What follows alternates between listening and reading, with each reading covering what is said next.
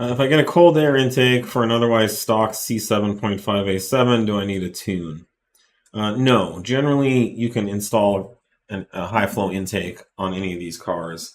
The the problem is that you won't really realize the benefit of the increased flow until you tune or calibrate the ECU. And the reason for this is the factory ECU isn't supporting a certain amount of airflow coming into the engine. The factory ECU is targeting a certain torque output, and so that's why the tuning strategy in these ECUs is referred to as a torque request. So when you push your throttle pedal, you're requesting a certain amount of torque from the ECU, and so the ECU will deliver that torque regardless of the airflow capabilities.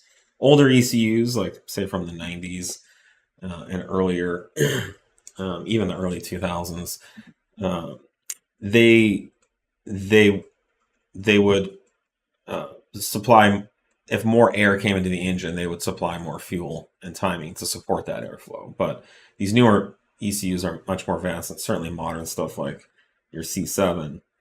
So what you'll find is you can put a cold air intake or a high flow intake on that vehicle, and you wouldn't see any real power gain until you go in and open up the ECU tuning parameters and you reprogram the torque request to request more torque.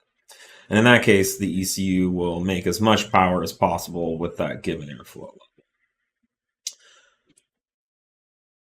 And I think we might be one of the only tuning companies that's honest about that. A lot of tuning companies make it sound like if you just slap at any of their intakes on any car, you get all power, and it's just not.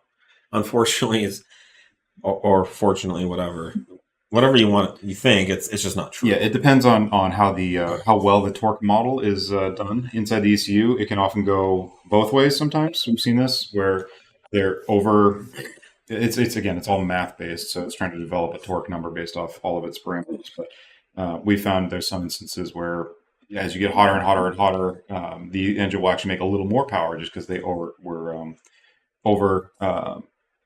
over aggressive, you could say, on the expected output of torque for a given air temperature, that kind of thing. So, it's a tricky land of math problems, unfortunately, to know what you're going to end up with. But no, you shouldn't have any problem just putting an intake on there and getting a more efficient, power output.